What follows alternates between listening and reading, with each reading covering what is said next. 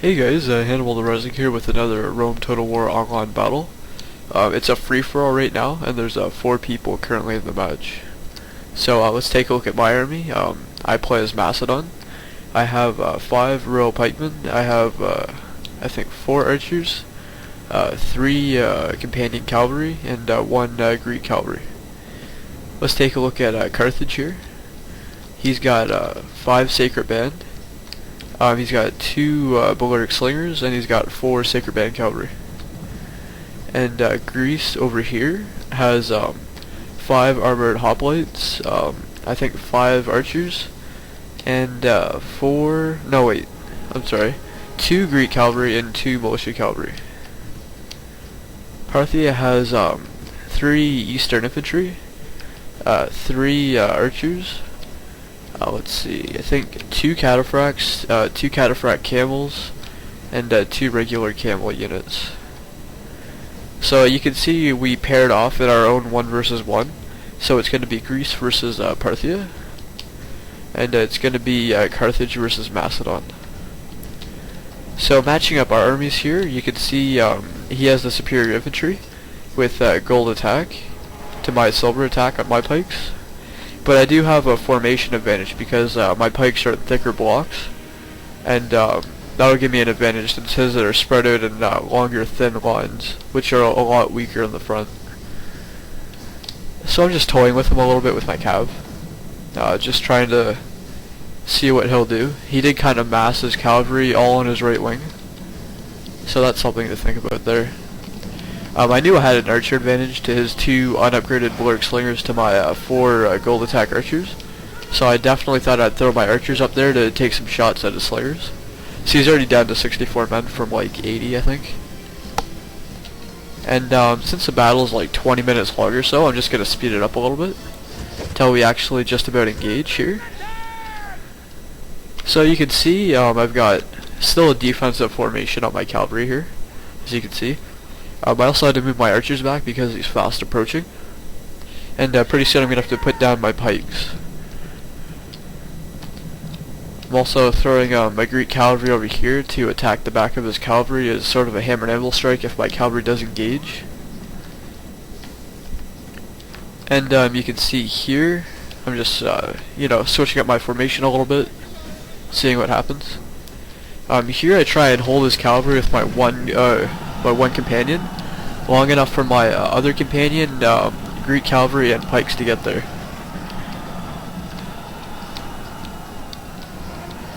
See, he's also putting his pikes at my horses, and I'm just attacking them from the back. So he kind of got a surround on me here, which isn't good. But he did pull off when I turned my pikes around. But one good thing, I did get a hammer and anvil strike on his horses here, and that was very good for me. So you can see here, everything's a little bit messy. It's not a straight line fight. We're sort of moving our infantry all on our own. He did get a surround on me here, but it's just I depleted his cavalry so much from my surround that by the time he got an actual surround on me, it didn't mean nearly as much. You can also see Greece and Parthia engaging in the background.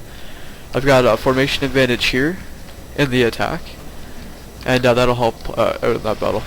For some reason my cavalry spread out all over the battlefield, you can see. And that's all 1 unit, which is pretty funny. But I do hit a hammer and anvil strike. Press forward so that the spirit of his army is broken too. I think I'm winning in the infantry fight here. And I'm just pulling my cavalry around so I can get some hammer and anvil strikes. So let's get a nice close-up of that action. I think that's a pretty sweet view in my opinion. You can see the Carthage pikes, they're sort of out of phalanx formation. So it's almost like as if it was a Roman infantry attacking. And then the hammer and anvil strike comes. And you can see I'm using my swords by holding Alt, I think, if I remember that correctly. By holding Alt and then attacking. And you can see I got another hammer and anvil strike here, and then I surround this infantry here. He does have another cavalry there, but it's just I've overrun his forces so badly that even if he hits any sort of hammer and anvil strike or any kind of surround, his infantry just doesn't have the morale. to continue fighting. The enemy show their true virtue. They are not soldiers, So I routed them only too. frightened rabbits running from our men. And I think that's pretty much the end of the Carthaginian army, I think. It sure seems that way. My infantry's fairly depleted. My archers aren't too bad, but my cavalry's pretty heavily depleted too. So let's take a look at what's happening on the Greece and Parthia side of the battle. You can see here he still has his horrible infantry attacking the Greece infantry, which is gold, so that's a bad idea. They're likely to rout. Not too much is going on here, to be honest. Just a little maneuvering. And you can see I'm way over here on the other side of the battlefield, so I decided to just get in formation again. And then I decide to walk up to my opponent with what I have left. You can see the best unit I have has 80 men left, depleted from 120, so that's a loss of 40 men, so that's still a pretty big loss in my opinion. So I'm just going to fast forward it here till I get up there to engage whoever's the victor of Greece or Parthia.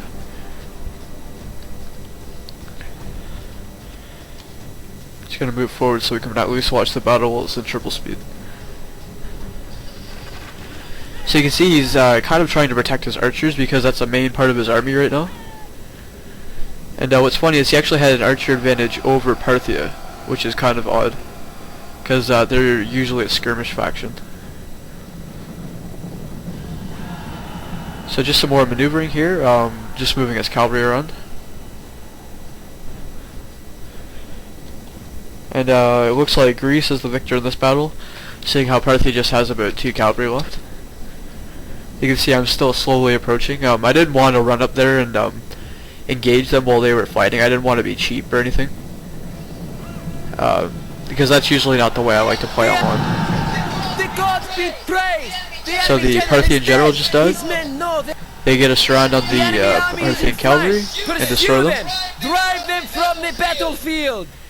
And that's pretty much the end of Parthia. So it's now the victors Greece and Macedon, and they're 1 versus 1 battles facing each other. You can see his infantry is actually pretty full. I mean, a loss of 10 men at the most, really, compared to mine. Plus he has a much more superior infantry. I do have an archery advantage and a cavalry advantage, so that will help play in my favor. I was going to get rid of my archers to sort of even it up, but I actually was a little worried just at that infantry, and basically just how full they were still. And they would own my infantry pretty hard if I let them engage too long, and my men would rout, especially this unit, which has only 19 men left. And that's really not good. So I put them back in the thick blocks, or the thickest blocks that I could make with how many men I have left. And I got ready to battle. I put the pikes down, I moved my cavalry on the flanks, same with my archers so they could get side shots, do as much damage as possible. Because when you shoot them in the front, their shields actually protect them from the missiles, and that's really what you don't want. So you can see here, he's planning to engage my cavalry, which probably isn't a good idea since it's gold, and I probably earned an experience chevron. So you can see here, he's attacking my cavalry with his Greek cavalry. They routed. Just for safety, I threw my archers in there for melee. And you can see I brought my my horses around to do a flank attack. But you can see he turned his pikes around, so I decided to back out and just attack another part of his army, because his pikes would just steamroll my my row pikes. Luckily they stayed turned around, so my pikes just had free stabbings at their backs. Also, just so they would rout and feel overwhelmed, I threw my archers in there for melee. You can see they're routed, they're still fighting, but they have routed though. And you can see I'm just getting free stabbings at the back again. The only real unit left is the guy in the middle here, against my 19 pikes, which are now down to 11, against his 52. You can see they're just getting wrecked pretty hard. He is bringing a cavalry back. I tried to intercept that, so he couldn't interfere with the infantry battle. But one mistake, he left his pikes set on my archers. So really, you can see here, I'm just getting free stabbings at the sides. You can see that, and his men are dying pretty quick because of that. So he pretty much finished off the 2 men remaining left in that. He attacked the back of those row pikes because they were going to flank them. And they finally routed because of that hammer naval strike. And really, the only infantry left is this pike here, which has 43 men left. And let's see, is this the general's unit? I'm not I don't think it is. But they are some pretty hardcore veterans though. You can see when they glow like that, that means they've earned an experience chevron. So they've killed so many men, they've actually earned probably 1 or 2 experience chevrons. Probably same with my men too. You can see is they're getting shot in the back by arrows, and they're up against a much more massive infantry, like a bigger number, and you can see they're still holding their ground. It actually says victory seems certain, which is kind of funny. But after the hammer naval strike, they still did not rout, so you can tell there's some pretty hardcore Greek soldiers. It's almost like they're Spartans in a way. Oh, that actually was their general's unit. The enemy army is in flight. Pursue them. Drive them from the battlefield. But I guess they don't have the will to fight without their general Leonidas.